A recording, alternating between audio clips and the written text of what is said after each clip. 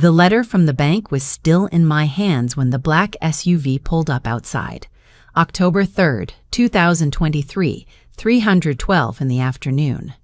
In 48 hours, Sterling's scissors would be padlocked. 31 years old, and I was about to lose the only thing my father ever built with his bare hands. I was wrapping his first pair of shears in a dish towel when I heard the car door close. You don't see those kinds of vehicles on Pullman Avenue. You don't see women in tailored blazers walking into a barbershop that's giving its last haircut. Her shoes hit my linoleum like punctuation marks, each step a period at the end of a sentence I wasn't ready to finish. The man behind her carried a folder so thick it looked like a semester's worth of homework. The woman glanced at her phone, then looked straight at me with the kind of eyes that have already read every chapter of your story before you started talking. She said the thing that made me grab the counter. She said they represented someone I had helped 19 years ago. Then she said, "Ms. Mine, Sterling, federal agents are positioned to detain your stepmother Lorraine and her business partner Vic Harlow for wire fraud, conspiracy, and 1 count of second-degree murder. We needed you secured before the arrests. The warrants execute the moment I make the call." Then she asked if I remembered a little girl named Rosie. "My name is Amber Sterling, and I need to tell you how one free haircut changed everything, broke everything, and eventually saved everything all at once. Go back with me." September 2004. I was 12 years old, already sweeping clippings off my father's floor after school because that was just what you did when your dad owned the only barbershop in Coldwater, Indiana. Population 4,200, 1 stoplight, 1 diner, 1 barbershop that smelled like talcum powder and Old Spice and something else I couldn't name until I was older. Safety, I think. It smelled like safety. My father had taken over the shop from his own father in 1989, added 2 chairs, put in better lighting, and built a Saturday morning clientele that stretched out the door and halfway down the block. Men came from 3 towns over. My father had that gift. The kind where you sit in his chair and 20 minutes later you've told him about your divorce or your sick mother or the promotion you didn't get, and somehow you feel lighter when you stand up. He charged $14 for a cut and never raised his prices until the last year before everything fell apart. My mother passed when I was 8. Car accident, black ice, the kind of thing that doesn't have a villain. Just a night and a road and the worst possible combination of weather. My father grieved quietly. He never stopped working. He took me to school in the morning, cut hair all day, picked me up in the afternoon, and made dinner every night from a rotation of 5 meals that we both memorized like a liturgy. Tuesday was pasta. Thursday was roast chicken. We were okay. We had a system. Then he met Lorraine. She came in for her nephew's haircut in the spring of 2002, wearing a silk blouse in a barbershop, which should have been the first sign. She laughed too loud at everything my father said. She brought him a casserole dish the following week, and then another the week after that, and by Christmas, she was at our table for Thursday chicken. I tried to like her. I really did. But there was something about the way she looked at the building when she thought nobody was watching. Not at the shop, at the walls. Like she was calculating square footage. My father married her in June of 2003. I was 11. I wore a yellow dress and smiled in every photograph and cried in the bathroom twice. September 2004. The day I'm talking about. It was a Thursday afternoon, slow, that last week before school pictures, when every mother in town would bring her son in for a cleanup. I was doing homework at the corner table when the door opened and the little girl came in alone. She couldn't have been more than 9. Hair in 2 braids coming undone, sneakers with a crack along the left sole, a windbreaker that was meant for a warmer place than Indiana in September. She stood in the doorway holding a handwritten note, the kind a parent writes on a torn piece of notebook paper. The note said, "Can you cut her hair for what I have? I have $2. She starts a new school Monday and needs to look nice. I am sorry I cannot come in myself." My father read it once, folded it, put it in his shirt pocket. He cut her hair for 45 minutes, took his time, talked to her the whole way through about her favorite subject in school, which was math, and about the town she had just moved from, which was Dayton, and about how the best way to start at a new school was to walk in like you already knew where everything was, even if you didn't. Confidence is just a performance, he told her, until one day it isn't. She laughed at that, the small, serious laugh like she was storing the information for later use. When he finished, she looked in the mirror for a long time without saying anything. "You look exactly like yourself," my father said, "only cleaner." She smiled the real smile then, the one kids do when they've been holding their guard up and something unexpected breaks through it. Her name was Rosie. She paid with 2 crumpled dollar bills and a nickel. My father took the money seriously, put it in the register, and handed her a little card that said Sterling Scissors with the phone number. "If you ever need a trim before you're ready to pay full price," he said, "you just call." She folded the card 4 times and put it in her windbreaker pocket. Then she left, and that was it. A Thursday afternoon. A free haircut, minus $2 and a nickel. I would not think about Rosie again for 19 years. What happened over those 19 years is a long story that I will try to tell honestly. The rain started changing things slowly, the way you boil a frog, which I know is not actually how frogs work, but is exactly how this did. First, it was small things. The waiting area chairs she said were dated. The appointment book she replaced with a tablet she controlled the password to. The supplier she switched us to, which coincidentally was owned by a company she had shares in, though I was 14 when that happened and didn't know what shares meant yet. My father trusted her. That is the only explanation I have ever been able to make peace with. He loved her and he trusted her, and he was good at cutting hair and bad at reading balance sheets, and she knew it. By the time I was in high school, she had brought in a man named Vic Harlow as a business consultant. Vic wore loafers without socks in October and had the handshake of someone who had practiced it. He told my father the shop needed to be modernized to compete with the chain salons opening on Route 9. He presented spreadsheets. My father looked at the spreadsheets and nodded along, and my father was the smartest man I knew about most things, but numbers on a page made his eyes go somewhere else. I graduated high school and went to cosmetology school 2 towns over because I wanted to come back and work beside my father. That was the whole plan. Come back, learn the business properly, eventually take over. I came back at 20 to find that Vic had restructured the shop's LLC in a way that put Lorraine's name on the majority of the operating assets. My father signed the paperwork at the kitchen table one Sunday morning, I'm certain without reading it, because that was a Sunday he'd been sick with a chest cold and Lorraine brought him orange juice and the papers at the same time. I didn't know any of this yet. I came back and worked the second chair and things seemed fine for a while. Good, even. My father taught me everything, the weight of a good pair of shears, how to read what someone actually wants versus what they say they want. How to make conversation without filling every silence, because silence in a barbershop is not uncomfortable, it's restful, and people pay for restful whether they know it or not. Then my father's health started going, slowly. The kind of slowly that you explain away for a long time before you stop explaining. He started forgetting appointments, then forgetting names of regulars he'd had for 20 years. The doctor said early onset cognitive decline, which is a careful phrase that means something brutal. He was 58. He was supposed to have decades. Lorraine was helpful, aggressively helpful. She took over the bookkeeping to reduce his stress. She managed the accounts. She set up automatic payments for the utilities, the lease, the suppliers. My father got to do what he loved, cut hair, and all the administrative weight was lifted from him. I was grateful. God help me. I was grateful. The decline came in waves, better months and worse months.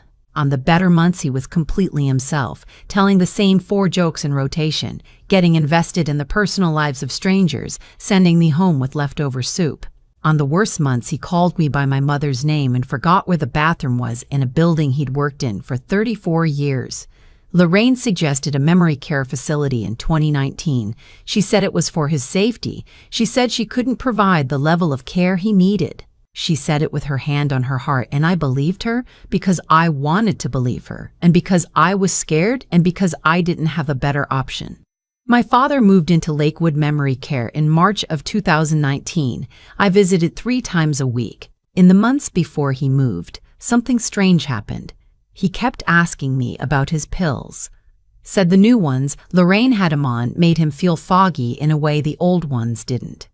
Said the old ones were yellow and round and the new ones were white and oval and he didn't like them. I asked Lorraine. She showed me a prescription bottle with his doctor's name on it. I let it go. I have thought about that moment every single day since. He passed in November of 2020. The facility said it was cardiac arrest. He was 60, which is young but not unheard of, and he had other health issues by then, and the doctor signed the death certificate without any flags, and Lorraine cried beautifully at the funeral in a black dress that fit her too well for something she'd bought in a hurry. The will reading was 2 weeks later.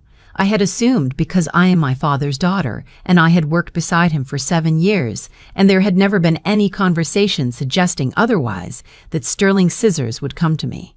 Lorraine got the building, the business license, the equipment, and the brand, everything my grandfather built, everything my father grew, everything I had given my 20s to. She got all of it. I got a savings account with $11,000 in it, and a set of my father's shares that had been specifically listed, which means he thought to do that, which means somewhere in him he knew. Lorraine let me keep my chair. That was the phrase she used. Like I was a houseplant she was deciding whether to repot or throw out. She let me keep my chair at a below-market rent for 8 months. Then the rent doubled. Then it doubled again. Then Vic Harlow's new company, a salon chain called Meridian, announced it was opening a location 4 blocks away with 12 chairs and a loyalty app and a blow-dry bar. The health inspector showed up for the first time in November of 2021. A woman I had never seen before who found violations that weren't there. A ventilation issue above a chair that had been in perfect working order for 11 years, a water temperature inconsistency that I couldn't reproduce when I stood right there with a thermometer. She wrote them up anyway. I fixed what she cited. She came back in January with new violations. I started writing things down. I don't know why exactly. Some instinct my father had passed on, maybe. The same one that made him keep every receipt in a shoebox under the counter going back to 1991. I started a notes document on my phone. Every inspection, every date, every violation, every name. When I noticed that Vic Harlow's name appeared in the Meridian LLC filing and the same LLC held a small stake in the inspection company, I wrote that down too. My regulars noticed. Helen, 73 years old, came every 6 weeks for a trim she did not need because what she really came for was 40 minutes of company. She started giving me heads-up calls when she saw Lorraine's car parked near the city office. Mr. Patterson, retired, a man who had been coming to the shop since my grandfather's time, started photographing the Meridian construction dumpsters when they appeared near the property line, which was later found to be a zoning violation they'd quietly papered over. These people were not my employees. They were just people who had been sitting in this shop their whole lives and understood, in the way that small communities understand things, that what was happening to me was wrong. The anonymous payment started in 2021, right after the first inspection. A Venmo transfer every month, $312, account name only listed as RS. Just enough to cover the gap between what I made and what I owed. I assumed it was a relative. I assumed a lot of things. Lorraine escalated in 2022. She filed a complaint with the state licensing board, claiming I had operated outside my cosmetology license, which was untrue and which was dismissed, but not before I'd spent $400 on a lawyer's response letter. She had the lease assignment clause invoked by Vic's company, which meant my chair rental now had a 30-day termination option. She could exercise any time she chose. She sat across from me in the shop she had taken from my father and told me I should really consider moving on, that I was young, that there were opportunities elsewhere, that she had always liked me. I put up a small sign by my chair that said, "Under new management coming," eventually against my will. My clients thought it was funny. Lorraine did not come in for 2 weeks after that. The final blow came in August of 2023. Lorraine sold the building to Meridian for $400,000. She'd held it for 3 years and sold it for nearly double what it was worth because the new transit corridor was coming to Pullman Avenue, and property values had quietly tripled while I was busy just trying to stay open. My 30-day notice came via certified mail, no conversation, just paper. I appealed the notice. The rental board said my chair rental agreement was month to month and fully terminable. I hired a different lawyer with money I didn't have. He filed an injunction, lost. I found a pro bono group, they filed another, lost again. Every official door I knocked on closed. I later found out that 2 members of the Rental Arbitration Board had received donations from a POC connected to Meridian's parent company. October 1st, 2023. I started packing, not dramatically, methodically, because when you are numb enough, everything becomes a logistics problem.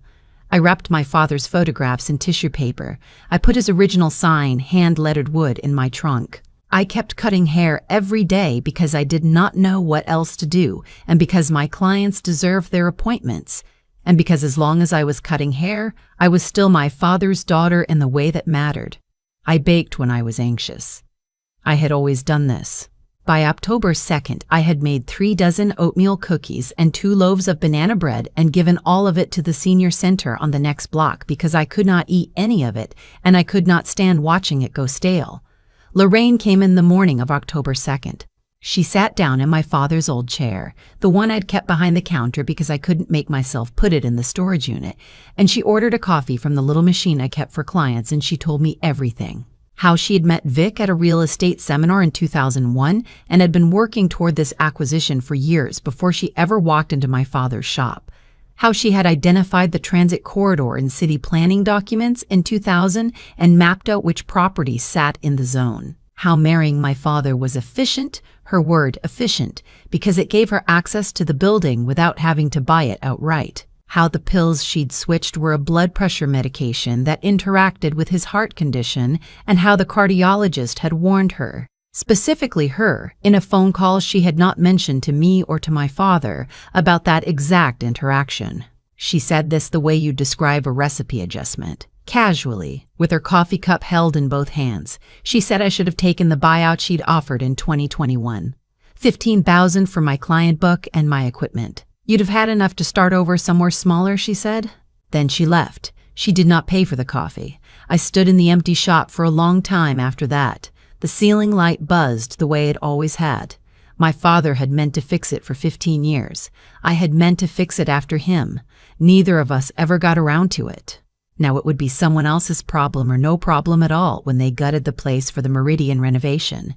I thought about my father, about his hands, about the way he could read a person's whole week in the set of their shoulders before they even sat down, about all the things he built and all the ways it had been taken from him before he was even gone. I thought about how I had failed to protect any of it. October 3rd, 2023. I was wrapping his shears when the black SUV pulled up.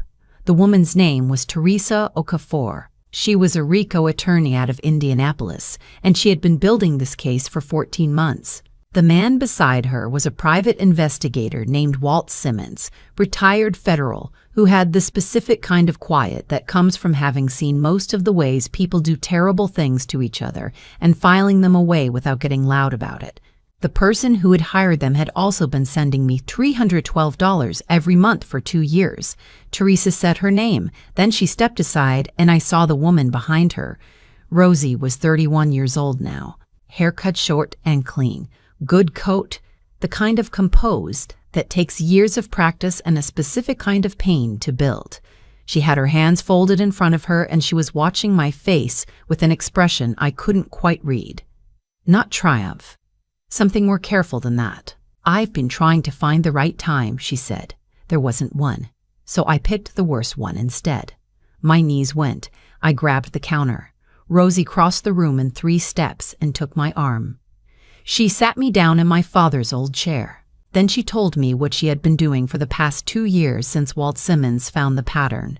After my father cut her hair in 2004, Rosie's mother found stable work in Coldwater and they stayed.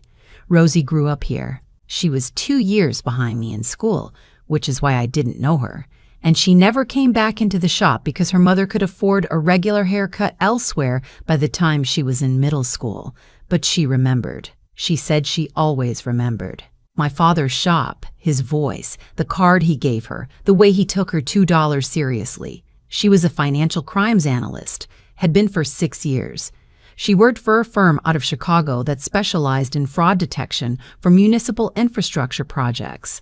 And 2 years ago, while running a pattern analysis on suspicious property acquisitions along announced transit corridors in the Midwest, Lorraine and Vic Harlow's network had lit up on her screen like a fire.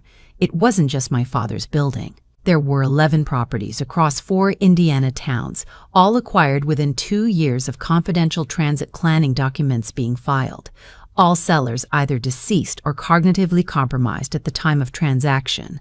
All deals facilitated through a rotating series of LLCs that shared one tax ID number if you looked at the right layer of the filing. Rosie flagged it internally. Her firm referred it to the FBI. Walt Simmons had been on retainer with her firm for 3 years. The FBI opened a formal investigation 11 months ago. What they found about my father's death took the case somewhere darker. The cardiologist who had warned Lorraine about the medication interaction had kept his own records. Not because he suspected anything at the time, just professional documentation. Those records showed a specific phone call, a date, a summary of the warning he gave, and Lorraine's acknowledgement. Lorraine's phone record showed she called Vic Harlow 17 minutes after that phone call ended. The prescription was changed the following week. My father had 7 months left before that change. He had 4 months after it. Teresa laid a folder on the counter in front of me. I opened it with both hands because one hand wasn't steady enough. There was a printed transcript of a conversation Lorraine had at a charity luncheon in March of 2023. She had been seated next to a woman she believed was a real estate attorney from Louisville. The woman was a federal agent. Lorraine had 3 glasses of wine and started talking about how she had managed the timeline on her late husband's estate. The transcript was 9 pages. Page 4 was the part that would matter in court. Page 4 was Lorraine, in her own voice, explaining that the medication situation had resolved the property complication faster than they'd originally planned. I read it twice. "Will she actually go to prison?" I asked. My voice sounded like it belonged to someone else. Teresa nodded once, clearly. First-degree conspiracy, wire fraud on 11 counts, Vic Harlow and the fraud charges, and as an accessory. We also have 3 city officials on bribery. The inspectors on fraud. This is the largest property fraud case in state history based on municipal information theft alone. The murder charge is separate, and the prosecutor considers it the stronger case. Rosie was watching me from across the counter. "I found your notes document," she said. "The one you kept on your phone. Walt got it through discovery after you gave us permission. Every date, every name, every violation. 2 years of documentation that corroborated the bribery timeline completely. Your instinct to write things down, that was the connective tissue for the whole case." My father used to say that about instincts. He said your gut is just your brain working faster than your mouth. Walt's phone buzzed. He looked at it, nodded at Teresa. "Lorraine is at her book club," he said. "Vic is at a closing on the east side." He paused. Both simultaneous. "We thought the locations were appropriate," Teresa said, and I saw the smallest version of a smile. I went to the back room and cried for 4 minutes. Then I washed my face and came back out because there was more to hear. What came next arrived in pieces over the following weeks, and I'm going to tell it to you the way I lived it, not all at once, because that is how it actually happened. The arrests were on the 6 o'clock news. Lorraine in handcuffs outside her book club, still holding a paperback. Vic at a real estate closing, which I found poetic in a way I didn't have a clean word for. The Meridian parent company immediately distanced itself, issued a statement, and then was named in the federal filing 6 days later anyway. Teresa's firm filed a civil suit on behalf of all 11 families the same week, elderly widows who had sold properties they didn't understand the value of, a man in his 80s with dementia whose son had power of attorney and had been manipulated into signing, 2 small business owners who had been harassment campaigned out by the same fake inspection scheme that had been used on me. The criminal case moved faster than anyone expected because Lorraine's luncheon recording was simply that clean. Her own lawyers asked for a plea discussion in week 3. The prosecutor said no. The civil case was where the numbers lived. The transit corridor properties had appreciated an average of 340% since acquisition. The total damages calculation came to $62 million across all parties. My share of the civil recovery for the shop, the goodwill, the documented harassment, and the 2 years of suppressed income came to $800,000. I sat in Teresa's conference room when she told me that number and did not say anything for a while. Rosie sat beside me in that conference room. She had flown in from Chicago. She had taken personal days for 3 of the hearings. I asked her once, during a break in a deposition that had gone 6 hours, why she had put this much of herself into it. She had a full caseload. This was beyond what her firm required of her. She thought about it for a moment. "Your father gave me a haircut when my mother set me in with $2 and a note," she said. "He took the $2 like they were a real payment. He didn't make me feel like a charity case. He made me feel like a client." She paused. I was 9 years old, and I understood the difference. I don't think I understood that I understood it until much later. She said she had tracked down Sterling's scissors online in 2018 when she was first building her professional network just to see if it still existed. She had seen the Meridian expansion announced in a business wire. She had started watching. When the transit corridor documents crossed her desk in 2021, she knew within 2 days. "I started the payments because I needed the shop to still be there when the case was ready," she said. "I needed you to still be there." The verdicts came in February of 2024. Lorraine, first-degree murder, 2 counts of conspiracy, 11 counts of wire fraud. Sentenced to life with possibility of parole after 30 years. She will be 87 at her first eligibility hearing. Vic Harlow, accessory to manslaughter, 9 counts of wire fraud, 2 counts of bribery, 22 years. 3 city officials, 5 to 8 years each. The 2 inspectors, 3 years, suspended sentence, permanent loss of licensure. The judge, a woman named Honorable Priya Menon, who had herself lost a grandmother to a predatory real estate scheme in 2011, read the sentencing statement in a voice so level it was almost frightening. She said what Lorraine and Vic had done was not a crime of opportunity or desperation. It was a crime of deliberate, patient, sustained predation against people who had given their lives to building something small and real. She said she intended the sentences to be a statement. I was in the courtroom for all of it. Helen was there. Mr. Patterson was there. Half of Coldwater, it seemed, had driven the 40 minutes to Indianapolis to sit in the gallery. When it was over, Helen patted my hand and said, "Your father would have been furious about all of this." She paused. "Then he would have made everyone coffee." I laughed for the first time in months. Sterling's Scissors reopened on June 14, 2024, my father's birthday. I kept the name. I kept the sign he hand-lettered. I kept the buzzing ceiling light for the first 2 weeks on purpose, just to sit with it, and then I fixed it. The reopening was not a big ceremony. I opened the door at 9 in the morning, and Helen was already outside, which meant she had arrived at 8:45, which was the most Helen thing that had ever happened. I added 1 item to the service menu, a haircut called the Thursday Special, $14. Free for any child who comes in alone or whose parent comes in with a note and whatever they have. The price on the menu is real. I put it in the register. I take it seriously. Rosie was there for the reopening. She had relocated to Indianapolis by then, new position with the State Attorney General's Financial Crimes Unit. She stopped in on her lunch break in the blazer she wore to work, sat in my chair, and asked for a trim. I took my time, talked the whole way through. When I finished, she looked in the mirror for a moment. "You look exactly like yourself," I said. "Only cleaner." She laughed. The real laugh, the one I remembered from a description my father gave me once, years after that Thursday afternoon, when he was telling me about a little girl who had sat very still and listened to everything he said like she was storing it all for later. He said she had the most serious laugh he had ever heard on a 9-year-old. He wasn't wrong. The civil recovery funded 2 things.